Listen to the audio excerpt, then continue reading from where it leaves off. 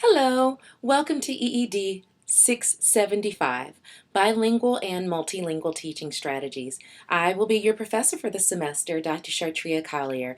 I'd like to take this time to give you an overview of some of the key assignments for this course and also to preview the expectations for our first week of class.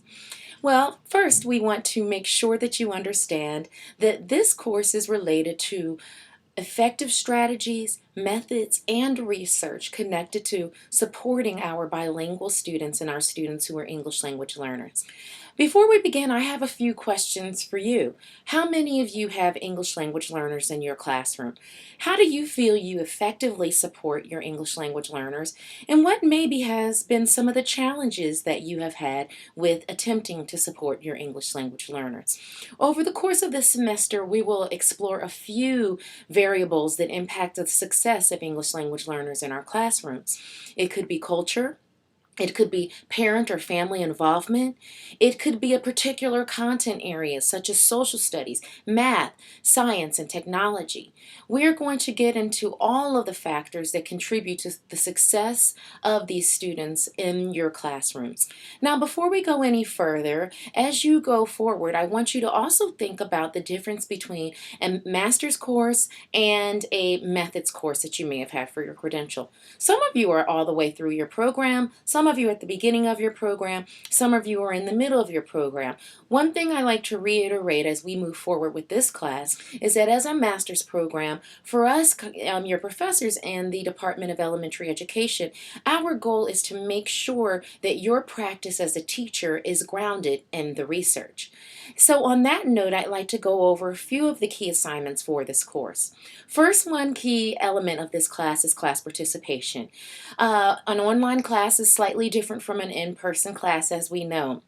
In this class, participation online means commenting on your peers' post, adding your own post. Perhaps there's some lesson that you found online that you think is really great. You could upload that. You will also be expected to participate in the discussion forums, not only by responding to your peers, but also posting, again, interesting ideas and concepts of your own. Also, there are lots of wonderful educational apps out there for English language learners. If you look on the last page of your syllabus, I have given you a list of a few apps that I think are helpful. I've also given you a few lists of websites that I think are helpful for the beneficial instruction for English language learners. All right, so let's go ahead and get into some of the other assignments. We will also have a midterm exam in this class. For the midterm, it will be a variety of things: multiple choice, true or false, short answer, and essay. The midterm exam will be a culmination of everything we have done up to that point.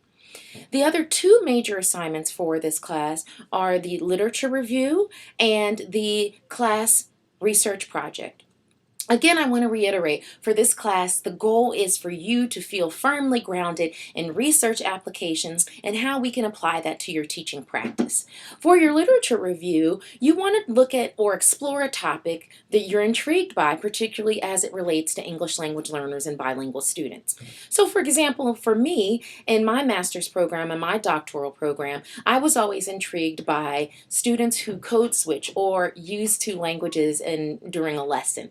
So a lot of my research examined bilingual students and how they code switch and why they code switch. Now, I know many of you are in the STEM program, and so some of you might focus on what are some of the challenges faced by English language learners when exploring STEM. Some of you might explore academic vocabulary, particularly as it relates to math, and if you want to get more specific, as it relates to problem solving in mathematics. There are a broad range of topics that you can explore as related to conducting a literature review for English language learners and bilingual students. Now, one of the tricks about doing an effective literature review is using the appropriate search terms. So for some reason you're having trouble finding articles, by all means email me, or you can give me a call and meet me during the online office hours, which are from 4:15 to 5:15 every Wednesday. And I can help you come up with some search terms to hopefully get you better results as you explore articles for your English language learners. Last but not least, in this class, you have a choice of a class research project. You may choose, I have three choices for you. Your first choice is what we call the classroom inquiry project. The classroom inquiry project is when you come up with a question that you're curious about in terms of your English language learners and something that you want to actually research and explore. So going back to the mathematics example, let's say you're curious if your ELLs perform just as well as your EOs in a math problem solving. So you might do two lessons, one that looks at problem solving and another that looks at collaboration. But you're using two groups, your EOs and your ELs, and you're comparing the results. So for the classroom inquiry, you're actually attempting to do a mini research project. Your second option for a classroom research project is the home community assets assignment. In the home community assets assignment, you actually conduct a home visit with the family of your English language learners to explore what is called the funds of knowledge. We will examine the funds of knowledge, but a quick summary is basically what are the values and skills that are inside of the child's home that you could bring into the classroom. So you'll actually go in and you will do a home visit, and then you will also come up with a few mini lessons that you might use to effectively support this student. The last assignment is the case study / ELL study guide. For the case study, you will actually choose an English learner that you would like to study for that you would like to tutor for 20 hours. You'll tutor this student, and then you will provide a quick study guide / resource guide for that student.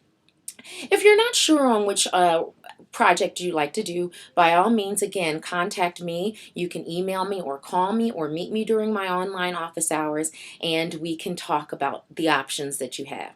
I will also provide samples of all of these assignments on the Moodle site. They will be uploaded within the next week or so please bear with me. Okay, so now that we've gotten that done, let's talk a little bit about what you are tasked with for this week. This week, we are going to do some basic things. The first thing I'd like you to do is to go in and look at the agenda for the week. The agenda will be there for each week that will say, here's what I want you to do first, here's what you should do next, here's what you do last. Go in and look at our agenda. Our agenda is pretty straightforward for this week. I would like for you to, number one, preview the syllabus. Number two, introduce yourself.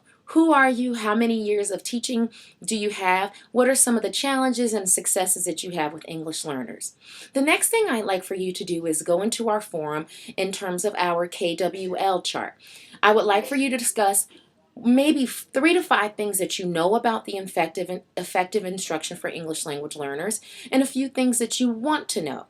We won't do the L until we get to the end of the class. The last thing you'll do this week is you'll go into our Moodle site and you'll see a reading called Aria of a Bilingual Child by Richard Rodriguez. You are going to read his short article and you are going to reflect on this. Do you relate to his experiences? Do you not relate to his experiences, and why? You'll post your responses once again in the forum. But you also have one more task. Not only are you posting your responses, but you are going to respond to at least 2 of your peers in terms of their reflection of Richard Rodriguez. Well, that's it for this week. Again, if you have any questions or comments, do not hesitate to contact me. I'm looking forward to a great semester with you. Have a wonderful day, and I'll see you next week.